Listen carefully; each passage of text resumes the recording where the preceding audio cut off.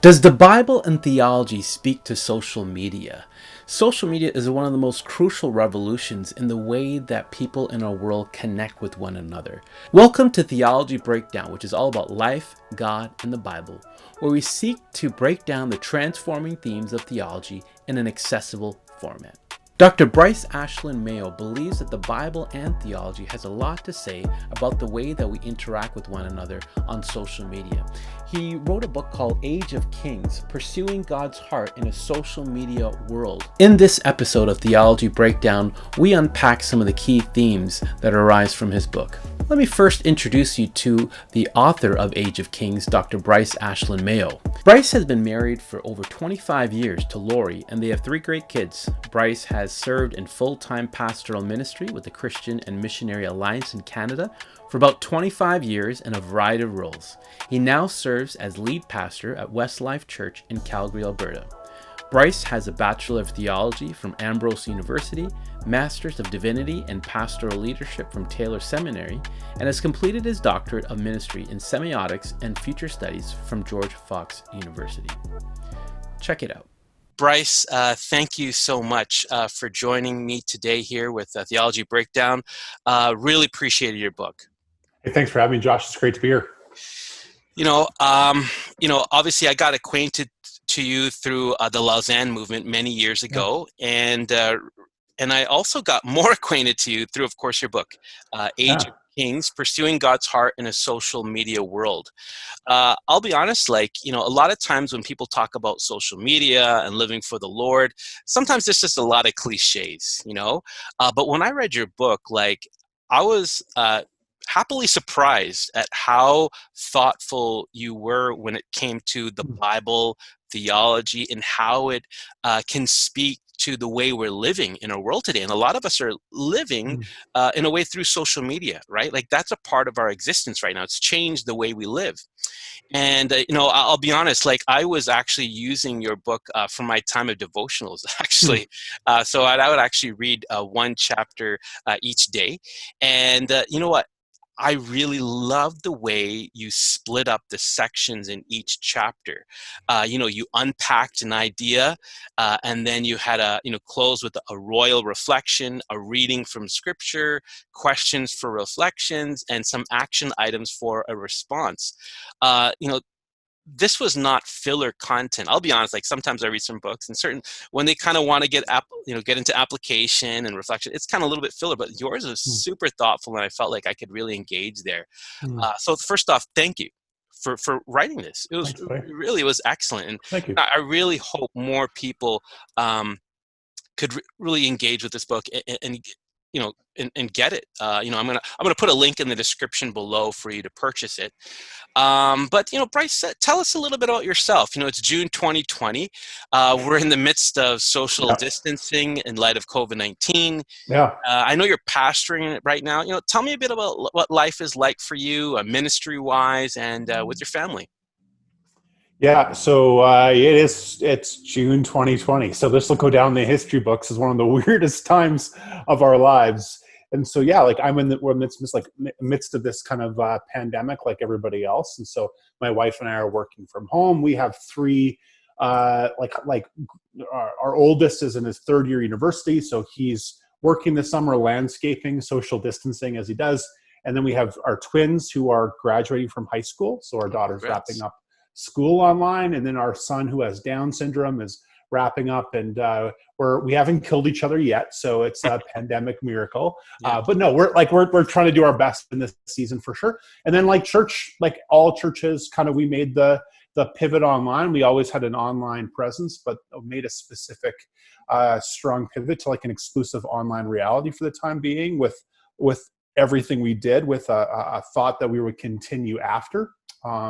Because that was always a part of our strategy. So we're just trying to make that adjustment, serve the best we can. And all pastors in this season, much like everybody else, this has not been a quiet season. It's been a busier season. But God has been good and faithful, and looking forward to a restful summer and an exciting fall ahead. whatever that looks like, because you don't know. Yeah. Oh boy. We're hoping for some rest, right?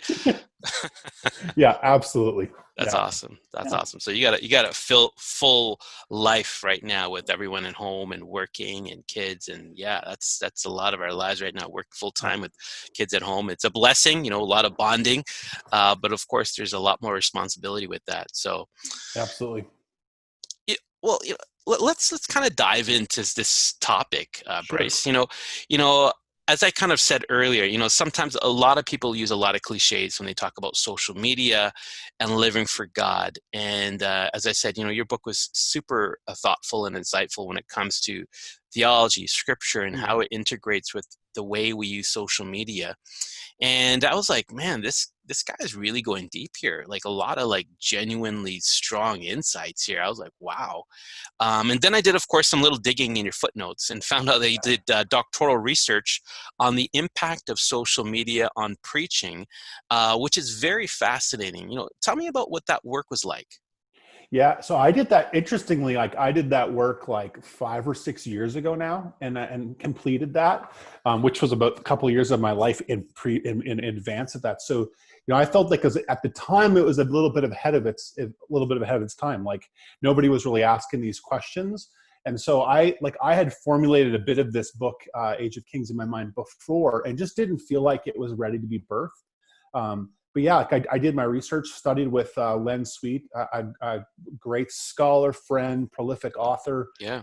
And this is his world. That's why I went to study with him on this particular topic, and learned a ton, and kind of got a deep sense of both the theology behind technology, specifically even social media and digital technology, but then also like a little bit of the dynamic of how this plays out in kind of the academic world, with academic study of media ecology. In other words, that the media has effect on us, and what does it do? So as I was reading and studying, I was reading all these academics and these thick books that the regular person doesn't read. Right. And yet at the same time, in stereo, I was hearing a conversation in culture about social media, and like people love it or hate it or whatever. And I'm like, actually, these two groups should be talking to each other. And I think actually the medium to do that is actually found in scripture, and then kind of, I think, had this idea in lots of ways, whether God gave it to me or however it happened. But this thought that I think there's a specific lesson to be learned from King David and his life, and from that kind of birthed this book that kind of gave a bit of a framework to understand and apply this to the average believer that I think most people have never thought of. But usually once they do, they're like, yeah, that totally makes sense. That's helpful. That's a good way for me to understand the social media. Because for most Christians, there's like social media is comparative to like evil. That's the thought. Like, I'm in social media and that's bad. Yeah. Like that's kind of the perception. Right. Or other people who just don't even think about it, rather than, no, actually you can see social media in your life there through a completely different lens, and in a way that actually I think we need to learn how to walk in as faithful followers of Jesus. And I think the life of King David actually gives us a roadmap to be able to do that as we learn from his virtues and vices. Okay. So I guess the whole why of you putting a lot of work into it comes down to bringing together, cultural issues and discussions regarding social media and the academic world's discussion. Yeah. Is that what you're saying? Yeah, like there's like the academic part of me studying this, and yet the pastor part of me seeing everybody else wrestling with this and not knowing what to do. Right. And then this was the way I felt like I could like actually piece these things together in a way that was tangible, that was thoughtful, and that was practical. And that's kind of how this book actually was birthed. So, doing doctoral research in social media and then writing a book like this, like that is a big commitment. What about Bryce makes Bryce want to do this? Like, Nick, that's a really, what's the underlying? There's something there that really got you to spend years on this. What was there like in Bryce's heart?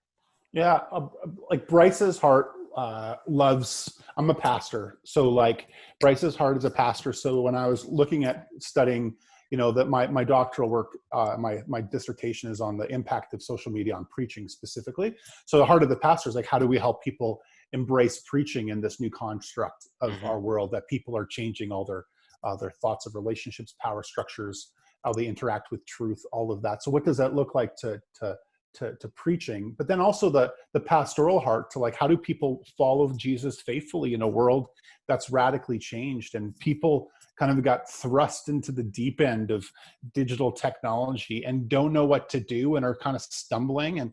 And so like the pastoral heart of me is like I need to help people figure this out, and felt like God had kind of placed me in a trajectory to be able to do that. So that was kind of the impetus behind kind of writing this book, and hopefully helping people to figure out how to live in this new world. Yeah. So you're seeing a lot of people obviously on social media. Like, tell me about you. Like, were you heavily involved in social media yourself? Like, were you a Twitter person, Facebook, LinkedIn? I don't know. Yeah. Instagram. I'm on all those things. Yeah. But I'm an average user, not an above average user. Sure. So, like I'm not I wouldn't call myself like a Facebook guru or a Twitter guru. Like, but I'm active, engaged. I participate like everybody else, and I see the effects of everybody else. And I wanted to take, even through the book, and in my perspective is I want to take like a hopeful posture, because I don't think it's the evil thing. Yeah. I think it's an elevating power thing, and us leveraging that power for God's kingdom, I think is what God would want and desire us to do. Okay, so that's good. So that kind of really leads into my next question. The title of the book, you think a book, on social media, you don't think of the title of the book is going to be Age of Kings. Like, you think, something kind of cliche with, social media, but Age of Kings, pursuing God's heart in a social media world, hints at the idea that is found throughout the book. That the idea that we're in an age where we're kind of like kings or queens, as you say, in light of our social media presence. Explain to me this unique image you use and why. Yeah. So like the image, the reason for the image is, I think in many ways, social media has given us, crowned us, if you will, with power that was once only held by kings and queens. And what I mean by that, and people, once they start thinking about, they're like, oh, totally, this is what's happened, right? Because as a king or a queen, social media is now giving you access to all the information that exists in the kingdom. And now, for the first time, you actually are the one who gets to decide what you think is true or not true. That's actually a unique royal problem. Or the thought of like, how do you actually build relationships in a world where you have a connection with everyone? And what does it look like to now, like, make sure who is actually my friend, who is not my friend? What does friendship look like? That's actually a royal problem. All kings and queens struggle with that. Or when you have a limited treasury and you're trying to figure out, now I know all the problems in the world, and I'm in the midst of hearing about it constantly on social media, and I only have so much to give. Well, how do I actually faithfully be compassionate and generous in the midst of that? That's actually also a unique challenge of a king or a queen. And so I just see it as like, it's crowned us as king or queens. And like a king or queen that was crowned at a young age, you're stumbling and falling. That's us as a society trying to figure out how we leverage this power, and we're using it poorly, and sometimes we see success at it. But we're maturing at what does this look like as society, and we'll kind of figure this out over time. So I take a more hopeful posture, but then recognizing power sometimes corrupts, and what does it look like for us to use that power well and wield it well for God's kingdom? Wow. No. Okay, that's big. Yeah. I mean, that's something we do wrestle with, right? Because, like, you see anyone can tweet anything. Anybody can post something on Facebook. You can project something to the world. Back in the day, like, you'd have to have like a lot of money to, put something out there for the world to see, maybe get a TV show or something like that, but now you could kind of create your own YouTube channel. You can post your own thoughts, and maybe you might have thousands or maybe hundreds of thousands of followers. And and it's a really unique time. And not only that, now, like all royalty, you and I both have the ability to practice propaganda, right? So you and I both have the ability now to like shape the message we send to the world. We're not only the content producers, we're the content editors, and people can perceive what they want from what we share. And we only share, of course, typically the good parts of our lives. And we compare the reality of our lives with the perfect lives that everybody else is trying to present. And it creates this dynamic that now we are all, like royalty, practicing this kind of personal propaganda in our lives. And that actually has its inherent dangers. And what does it look like for us to wield that power well? Because good kings and queens will do that, instead of using it to our peril, as bad kings and queens will do, to use propaganda to further their maybe agenda at the expense of truth. We can do that in our own lives as well. Okay, wow. Okay, so that really relates a lot to my next question, that is actually kind of relates to a quote that I read right from the beginning of your book. You say, our world is vibrating with the frequency of change. Social media and information technology have disrupted the way we understand and interpret our world, and that has fundamentally changed our understandings of reality, authority, community, relationship, and power structures. You kind of dive into that already in what you stated earlier, but that's a big statement of how social media has disrupted our world. Tell me a key way you see it affecting maybe our world and also in our churches. Yeah, so there's so many. So like, just even think of, like, in our world, how people engage with truth. Right? We live in a world where, like, your truth is your truth, and you can find your answers that you want with inherent confirmation bias on the internet. Right? I have conversations with people all the time. So I read this on the internet. Right. And the internet says this. Talk to any doctor. Like, I have several doctor friends, and they'll all express the same thing. People don't come in looking for a diagnosis. They come in wanting a confirmation of a diagnosis.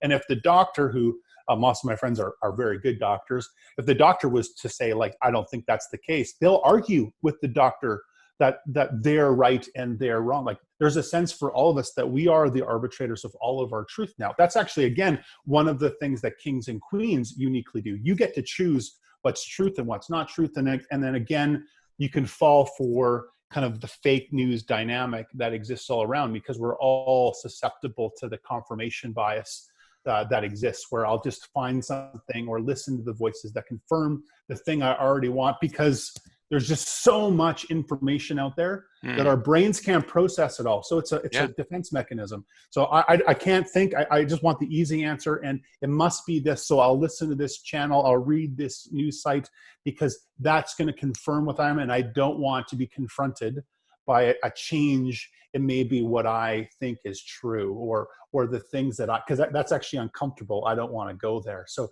we live in this world where everyone's their own kind of arbiter of truth, and that has inherent dangers and creates division and a tribalism that exists in our society today. And people aren't listening to each other, and there's massive divisions, which will only grow until we'll figure out the kind of the problems that persist, and maybe a solution around it. Yeah. That's excellent. What do you see in our churches? Like, what do you see? Like, how is that disrupting our churches? You're a pastor, and is that an issue outside of the church, or is that something internally as well? And how do you see it happening? No, you see it in churches. Like one of the great dangers of this. So the great Canadian media ecologist and philosopher is Marshall McLuhan, which I quote in my book quite frequently. He uses the term the global village, and uses it in a way that isn't typically the way most people think. They just assume, like, this will be this great social media, electronic technology, digital technology, be this great kind of invention that will bring people together, allows us to connect beyond borders, etc. But he actually argues that's actually not what he's referring to when it comes to the global village. He talks about it being more of a global, not fusion that brings us together, but fission that separates us. Because now you can find people on the internet that's just like you. You don't have to learn how to love and care for people that are different than you, which existed before, because I was forced to love my family or my friends that were different, have a different political spectrum, have a different ideology. Now I don't have to do that. I can just find people who are just like me. And I Hmm. think that actually is happening in our churches. It'll happen kind of with greater friction between denominations. It's happening with different theological perspectives. It happens on the local church level, where people kind of just they're not used to being challenged by their ideas or loving the other, because you can just get to people that you can love just like you. Mm. I think that's actually one of the greatest dangers of the church, who God's called us as, we've had the shared experience of the Lausanne movement, of the whole church bringing the whole gospel to the whole world. Yeah. This actually, the challenge of this is it actually can thwart that, because no longer maybe the whole church will work together, because we'll be in our isolated tribalist groups, which is, in my view, one of the greatest kind of paradoxes of social media. The thing that can bring us together is ironically sometimes the thing that separates us. But I hold to the promise that actually social media, still as we figure this out, will help us to love the other more, and help us to appreciate and understand the other more.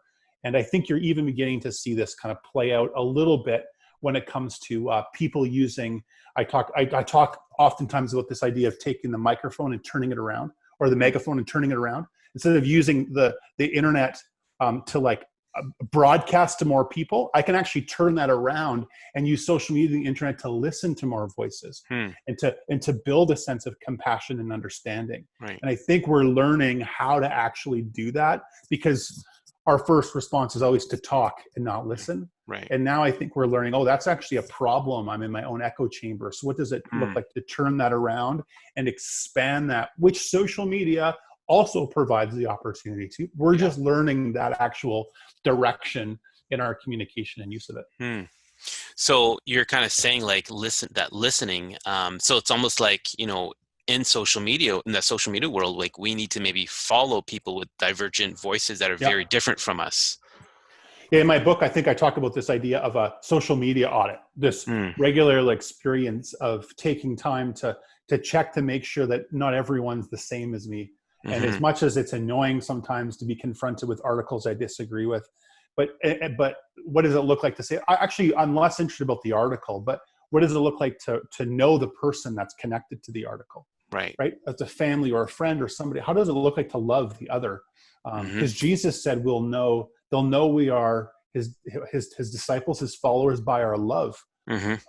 But if we don't learn to love the other, then all we're learning to do is love people like ourselves. Right. And then we just learn to love ourselves, right?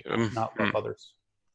It's interesting because, you talk about social media and, the whole algorithms, and so, if we're trying to listen to divergent voices, if I start to like certain types of posts, well, the algorithm will keep sharing those to me. But if they're posts that I don't like necessarily, but I need to hear and expose to, I wonder, does the algorithm still show me all that stuff, unless I maybe click it? Maybe it might send me those stuff more, I guess. Yeah, no, for sure. Like I talk about that in the chapter on cognification, this idea that like we have social media's algorithms, which is still learning, and they've recognized some of these problems now. If you talk to read about what Zuckerberg's saying about this or others, they recognize the challenge that this actually provides, but it's doing what we want it to do. Right. So like first thing I would always tell everybody before we kind of like get all negative about algorithms, that they're evil and bad, and it's just feeding us with the same information and confirming our biases, which it does.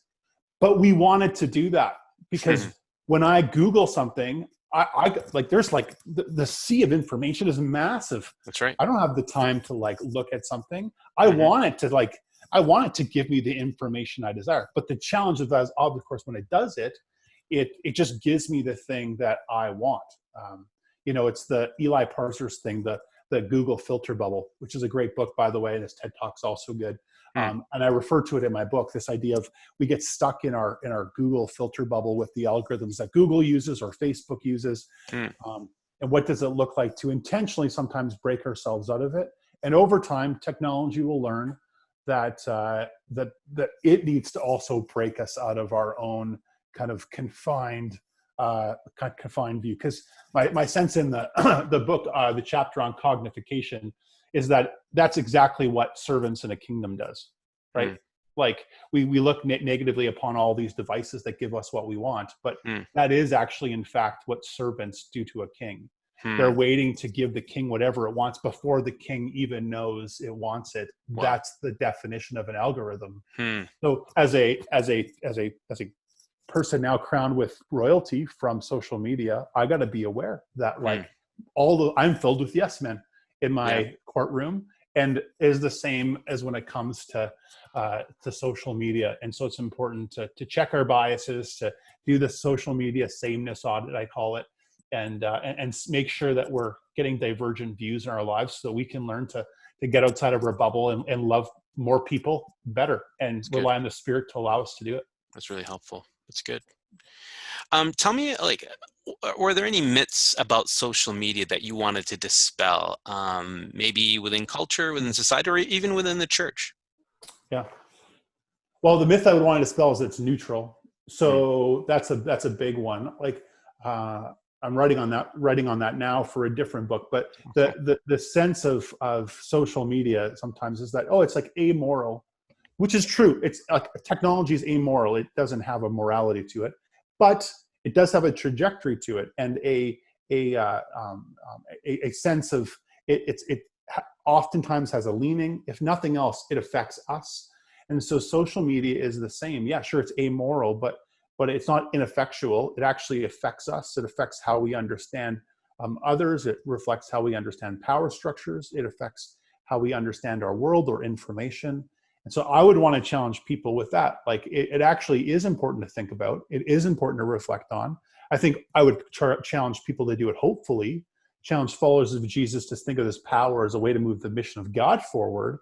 But to do it ignorantly or to kind of put our head in the sand like an ostrich or whatever and pretend like it's going to go away is also deeply problematic, or pretend like it's not doing anything to me is also problematic. So what does it look like to see it as a power that will lead us forward, but also a power that's shaping us as we actually use it? Yeah. Okay, that's super helpful. Okay. Yeah.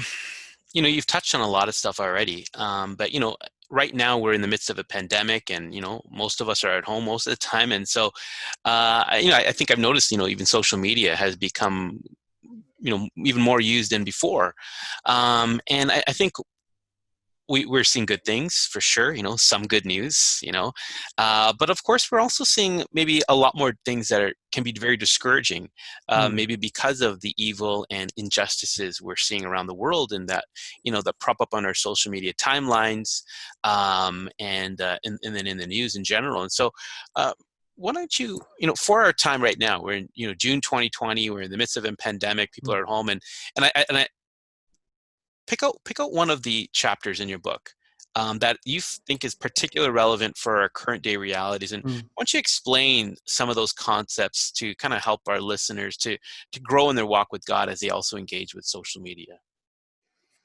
Sure. So if I was going to pick out one that I probably haven't touched on yet that I think would actually be very helpful for people, it'd be the one on kind of friendship and acquaintances. Because one of the things I've noticed, who as a pastor has got my finger a bit on the pulse of a couple hundred people, in a few hundred people in the season, people before, like one of my staff people said before, in our current world, you don't have any unintentional conversations. Everything's a determined Zoom call like this, or a phone call or whatever. There's not like you run the person at the grocery store and talk because now behind a mask and you just like wave at a distance, or you don't have the foyer conversations at church, or the after a meeting conversation outside the door as everyone's going home. You don't have any of that. And that, I think, fed a bit of the like personal connection and community and friendship muscle. Right. And then it's gone. And in many ways, like what social media has done is it's robbed us, not robbed us. That's not a healthy word. It like has limited our ability to make friends. In fact, most people that I know actually don't have more than a couple actually close friends. They have lots of acquaintances and connections on social media. It's great for that, right? Like we're not really friends. Like we've not really connected in the last couple of years until recently. Yeah. But we were connected. Right. Like I would regularly see like posts of your life. You probably saw some of mine or whatever the case would be. But so I have thousands of connections online, but those close relationships, I would want to like challenge people to, what does it look like in their lives to like see this as an opportunity to build friendships, right? Like I talk of the life of David and Jonathan, of this Hassad friendship, this faithful covenanted relationship they have one with one another, that through thick and thin they're going to be together and be each other's friend in the midst of it. And there's a story I particularly talk through in the scripture around that. But this idea that even David, the anointed king, had a friend, and a close friend who would kind of talk to him, challenge him, encourage him. What does that look like for us in the season to maybe recognize, actually, I think I need friends? And what does it look like to ask God to maybe give you a friend or show you a friend? I actually share a personal story about that in my book. What does it look like to kind of build a friendship with authenticity and integrity, and learn again, like we did when we were kids, how to like build relationships that'll sustain? Because I think most people now just feel lonely, and that thing that maybe they were kind of mitigating with kind of unintentional or of relationships is now robbed, and they're like, now I feel empty. Right. And what does it look like to build and develop friendship? What are some significant ways people can use social media to have that more intimate friendships, as opposed to merely saying, hey, happy birthday, or liking a post? Like, what ways can actually use social media to kind of stimulate or encourage that sort of intentional, strong friendships? I just like my encouragement would be for anybody just to take the first step, right? So like, if there's somebody like, I think actually there's a friendship possibility there. Like, take a first step, be authentic, say more than just happy birthday. Say, hey, like celebrate something else in somebody's life, maybe share something of personal connection. And you'd be surprised. Like my hunch for most situations would be the person would respond back positively and begin to build. And like all personal relationships. So this is the experience I would share. So like, if you are friends with somebody and you, let's say, you call them once a year, you call the person once a year, how are things going?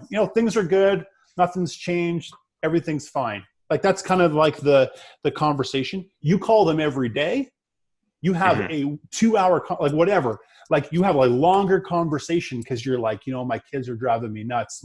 I'm wrestling with the situation at work. I'm not sure what's going on with my garage door that won't open or close properly, right? Like, you get to know somebody's life because you're regularly in their lives. Right. Regularly enter somebody's life. Most people regular do that. It's so, like, I think we keep all these relationships right by wishing a happy birthday or so, but like, regularly connect, and the more you regularly connect, the deeper you get. So in my life, I've got a Hesed friendship with a guy I shared in my book. His name is Rob Parker, another pastor friend. We probably talk like 4 or 5 times a week, and we're on the other side of the continent in different countries. Wow. He's in New Jersey and I'm in Calgary, and we talk regular. There's nothing in my life he doesn't know about. Conversely, we're praying for each other, and we can talk for an hour because we regularly talk.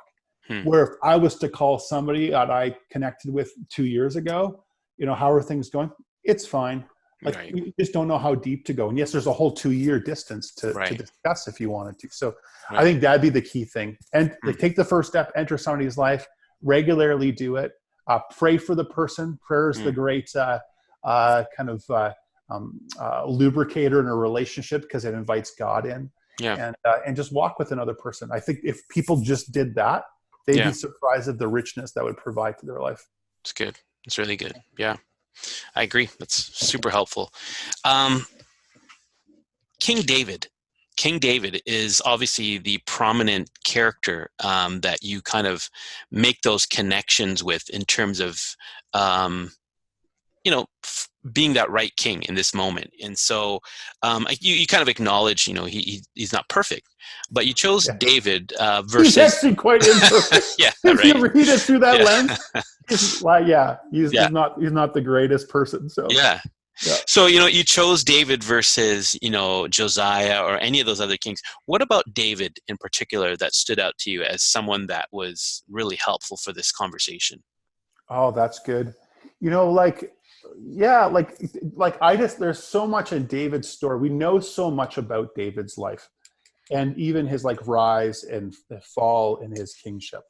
And and as I was like studying it, and like I knew the story before, but when you study it with more depth um, um, and and, uh, um, and reflection, you just see more and more connections in his life to our social media age than you do in Josiah or other kings in the New Testament, like, or in the Old Testament. The thought of like David is it's just, there's so, and it's so like progressive, right? Before he's king, to like how people think he's like handsome, and yet he's different than Saul, and how he rises to power and lives with the power, and yet isn't king, and then eventually takes the throne, and the things he learned in his downfall with Bathsheba. There's just so much in his life that was reflective of, as I could make the connections, that it just kind of like the book in many ways wrote itself as I followed King David. Like, that's cool. I didn't, like, if you read it, there's like, oh, I never thought of it like that. But yeah, you would see this, because I got this as I was writing. I'm not making leaps when I'm making the connections. No. It's like, oh, as a king, he struggled with that. That actually is very similar to what's going on in social media in our lives, as we are royal people trying to follow God faithfully. So yeah, like for me, it kind of like was an obvious connection to social media as I was reflecting and studying his life. That's cool. Have you made connections with being made in God's image? A lot of scholars kind of point out the idea of, being made in God's image is kind of where like kind of vice regents, representing a king. I wonder those some kind of interesting connections there as well. Yeah, like I probably could have dived into. I'm actually writing about the being made in the image of God in terms of technology and the use of technology right now for a different project. That's cool. And there is definite connection to that. What does it mean to be created by the Creator, to create, and using technology to do so? Because it's all throughout. Technology is a major theme in Genesis that most people recognize. So that's good. Like how does that look like for us to be made in God's image? And is the Creator creates us to create as we care for creation? And what does that look like as we do? Yeah. So that'll be the next book. It is the next book. It is the next book. That's to cool. be released. Well, I'm doing it right now with oh wow, with Tyndale Academic in a like a expedited book project to get released mid-August. So like it's all like it's trying to help the church in the midst of this season as people wrestle with going online. So look for it at a bookstore near you, middle of August, as it's a practical guide to help the church engage online. So, do you have a title for it, or is it just yeah, the title is Digital Mission. Okay. Digital Mission, a practical guide for online ministry. That's cool. Yeah. So, before that comes out, you need to get this book. I'll read some of the headings for his book here in the chapters. Personal propaganda, hashtavism, acquaintances, trolls, selfies, desire, cognification, fake news, and of course, King David's last words. Really great conversation partner if you really want to think about the Bible, theology, and social media. Like, I just really highly recommended this book to you. Really helpful. As I said, I was kind of using it. I was using it for my devotional time, and I found it super helpful, inspiring, encouraging, and challenging as well. Well, I would encourage, like, I read it in such a way that it was kind of devotional material for the average Christian, and I wrote it in such a way I actually used this as a sermon series. And would encourage, like, pastors, if you're wondering, as a fellow pastor, if you're wondering with how do I help my people live in the social media world, like, as you could attest to, this is great fodder for how to be able to do that, because it kind of sets itself out. You're not like, you don't have to proof text anything. You walk through the life of King David and address real issues people are dealing with in our lives. And it was very well received from my community of faith as they were wrestling with this and learning about this with me. So you encourage this might be a good study to go through as a church?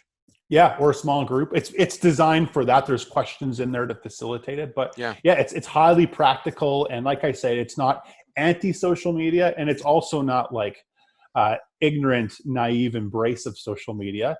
It's, how do we use this power that could lead me for bad, but it also can be used powerfully in God's kingdom on his mission. Super helpful. Thank you so much, Bryce, for this time together. If our listeners ever want to connect with you, maybe chat with the book, and maybe even get updates on your upcoming book, what might be the best way for them to connect with you? The best way, you can follow me on any of my social media channels, or the easiest way is go to my website, bryceashlin-mayo.com. Okay, great. So Bryce, Bryce. Make sure to check that out. And we'll put all the links in the description below if you want to connect with Bryce, and as well as links to get his book as well. Thank you so much, Bryce, for joining me today. Really appreciate it. Thanks for having me, Josh. It was a lot of fun. Okay, thanks, and God bless. Bless. Thanks for listening to Theology Breakdown today. If you found value in this interview with Dr. Bryce Ashlin-Mayo, be sure to share it with others, and be sure to like and comment if you have any thoughts or comments on the interview itself. And if you want to get update on any more Theology Breakdown episodes, be sure to follow and subscribe to Theology Breakdown on your favorite social media platform. Thanks for listening. God bless, and much love.